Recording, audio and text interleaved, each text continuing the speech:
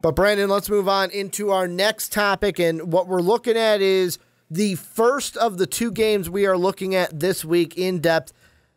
SEC action, Alabama, LSU. We kind of mentioned it last week that, hey, we're going to talk about this one this week after looking at Florida and Georgia just a week ago. We also have Georgia, Kentucky, but really out of the two, this is the bigger game, the Crimson Tide going up against the LSU Tigers. The funniest thing to me, and it's not funny because it shouldn't be true, because it probably should be true with how good Alabama has been this year, but the Crimson Tide will be on the road this week in LSU at Death Valley, and they are a 14.5-point favorite to beat the Tigers. So the thing I want to ask you is, can the Tigers stop the rolling Tide?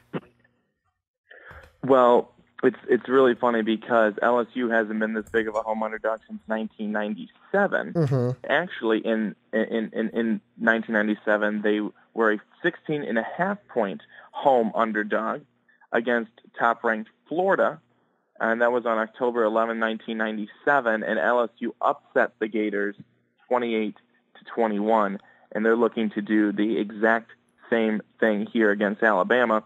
And Alabama actually has been favored in 115 of their past 116 games. So, Ricky, those are some wonderful stats to be able to throw out there, but my answer to you, clear and simple, is no.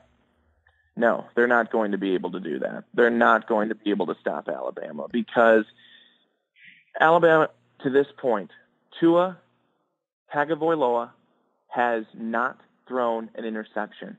He has over 2,000 yards. He has 25 touchdowns. He has not turned the football over. Ricky, this guy does not make mistakes. He does not make mistakes. He is very good. He is smart. He knows where to go with the football. He has a great arm. He's accurate. He can get it down the field to those deep threat receivers.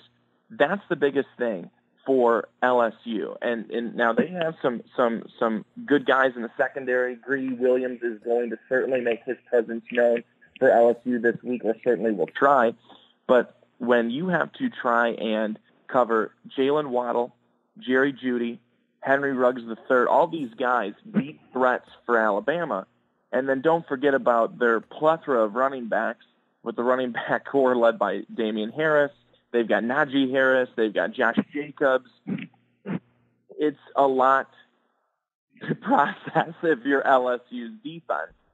And on the flip side of things, I think Alabama's defense is going to make it very, very difficult for Josh Burrow.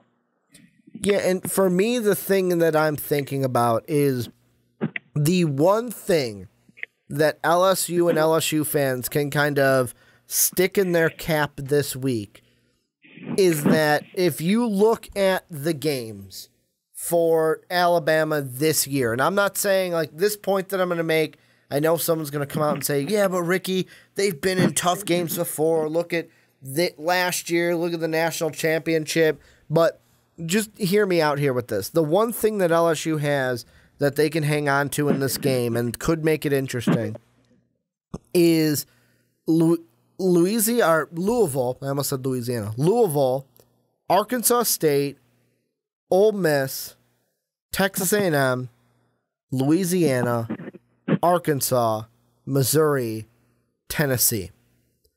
The only ranked opponent that Alabama has played was Texas A&M, and that was a home game. Alabama has not been in a pressure game this year. Their backs have never been pinned against the wall, and a lot of that is Tua not throwing an interception. You are absolutely right. But this team has just been dominant this year. And I know you could say, well, Ricky, look at the opponents they've played. Louisville's dog poo this year. Missouri, yeah, I know they beat Kentucky, but Alabama's nowhere near the level of Kentucky. They are above Kentucky. Tennessee is not at the level of Alabama. Arkansas is not a good team. Ole Miss, although they played well in a few games, are not at Alabama's level. Texas A&M, I thought that they might be able to upset Alabama just because of Jimbo Fisher, but Alabama came to play there, and of course that was a home game. LSU, the one thing that they can use as ammo is that if this turns into a close game, how is Alabama going to react in this one? I know that people are going to say, well, you don't have to worry about Tua. He came in the Georgia Bulldog championship game and won the game. But also I would say there might have been a little pressure on him, but he wasn't the one playing in the game beforehand. So it's a little bit different when it's like, oh, no, I'm playing and we are losing, than to, hey, I'm coming in for so-and-so because he started the game and I'm coming in for relief. Whereas you look at LSU, they have had some dogfights this year. A 1-point win over Auburn. They've also had the Georgia game where they played the number 2 team. That's a prime example of, hey, you come to our house, we are going to upset you.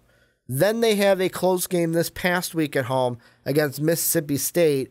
And, of course, they played a close game against Florida before Florida pulled out to win 27-19. This LSU team has been in more close games than Alabama.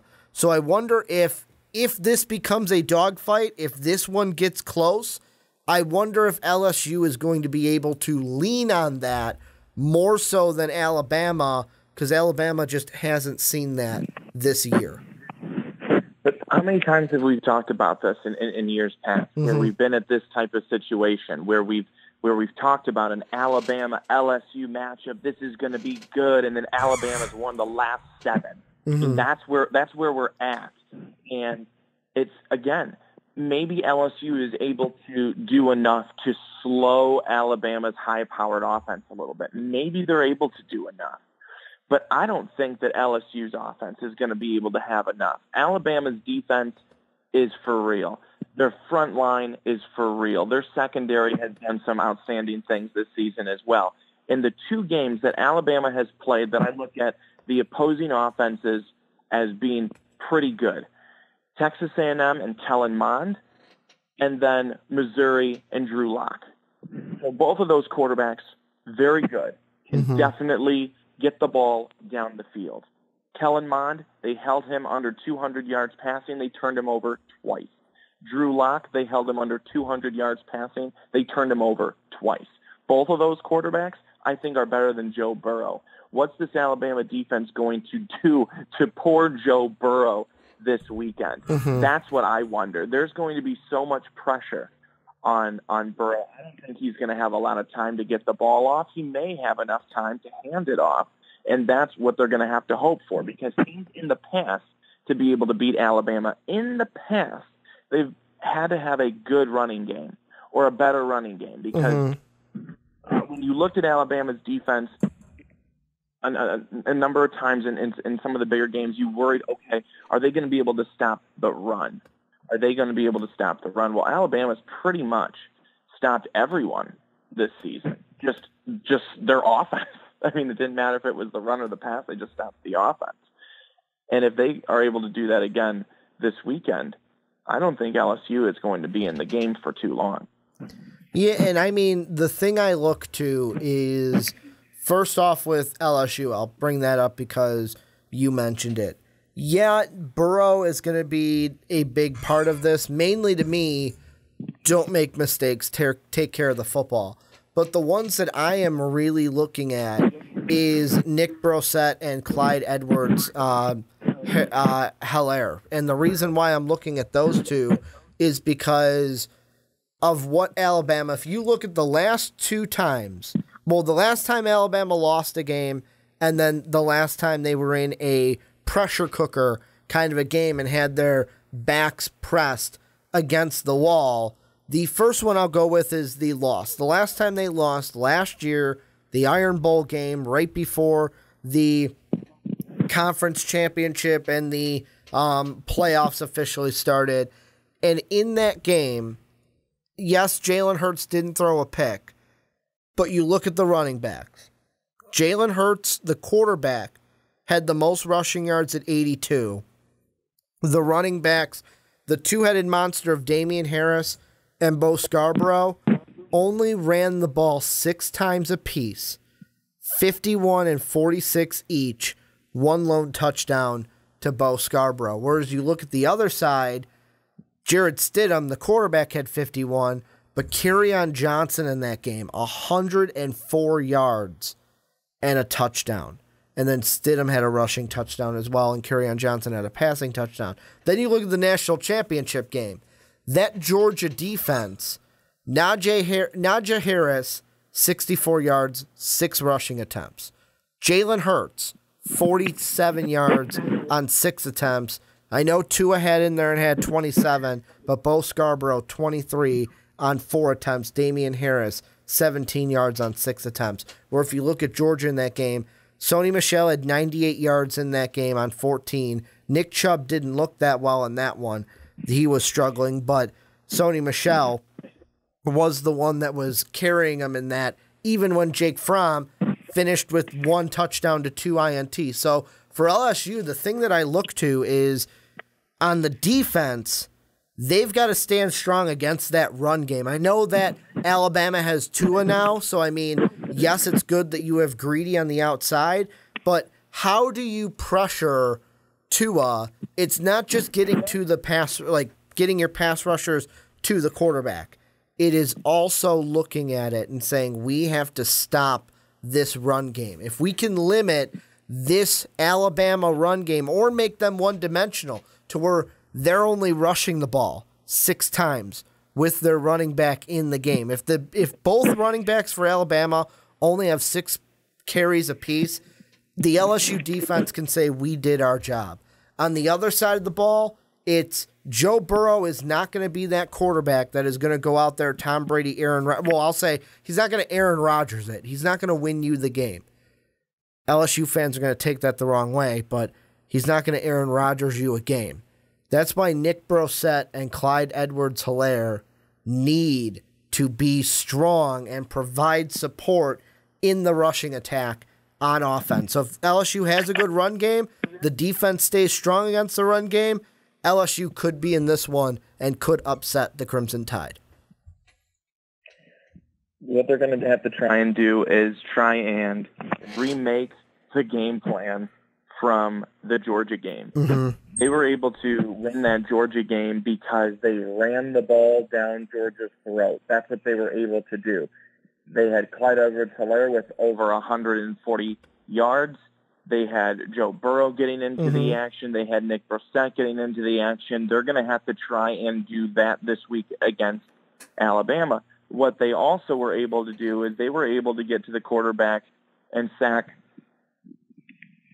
him 4 times, and they were able to sack Jake Fromm 4 times. I couldn't remember his name for a quick second. I forget him sometimes because he started to fall off the face of the earth until this past week. I mean, he's back. But I think that that's what LSU needs to be able to try and do, is go back and see how they were able to win that game, because the Georgia Bulldogs, will have similarities from what Alabama was, because having Kirby coming under the Alabama regime, the Nick Saban regime, and being over there for a long time. I mean, you can see the similarities. He tries to make his defense off of Alabama's and stuff like that. I mean, there are similarities there. So if LSU was able to beat, like the Alabama, maybe 2.0, I mean, that's not even, probably very accurate, but it's because Alabama is so much, I think, at a higher level. That's what LSU is going to need to do. They're going to have to try and put a game plan together, which they will, that they think is going to be the best to try and stop this offense.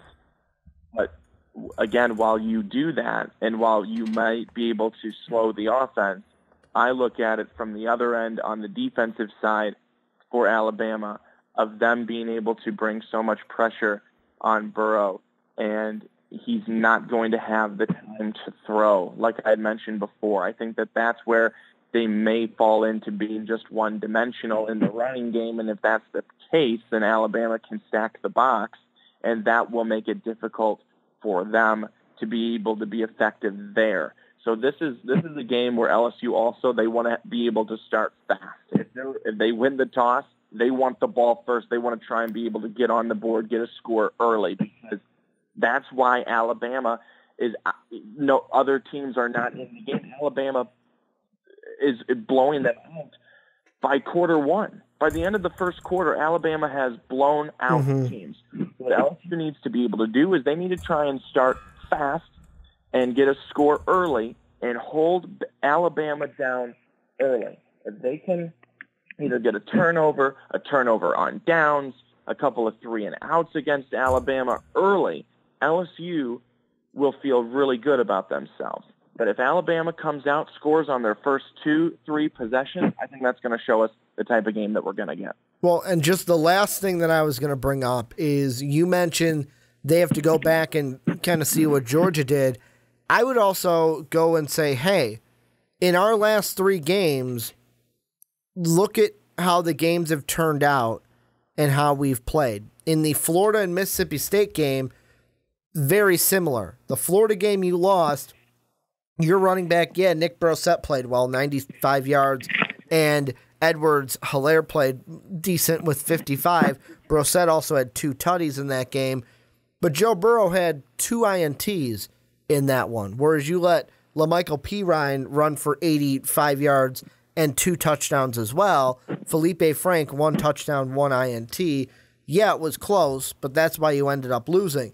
Then the Mississippi State one, yeah, you were able to pull off that win because Brossette got into the end zone and because your defense picked off Nick Fitzgerald 4 times, but Fitzgerald, 131 yards on the ground, and Joe Burrow, 1 interception, no touchdowns. That's why that one was only a 19-3 game. But then you look at the Georgia game, where they won 36-16.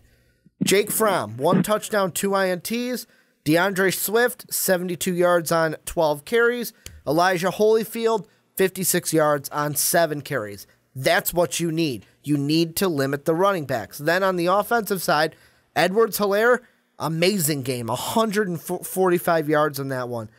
You had Joe Burrow running in for 2 touchdowns. Nick Brossette running in for a touchdown. And Joe Burrow didn't throw a single pick in that game. So I would say my 3 keys, and I think we've hit them at nauseum in this 16, 18-minute topic. The first one is turnovers, duh. The second one is limit Alabama's run game. And then number 3 is you got to have a rushing attack of your own and establish the run on your side of the ball, because if you don't do that, you're going to lose. Those would be the 3 things that if LSU does each one of those things, they will be in this game and have a chance to upset the Tide at the end of it when it's all said and done. I think we're going to see a good game this weekend. I'm excited to watch. Well, this is where you guys come in. Let us know what you guys think down below in the comment section. LSU fans, how are you feeling?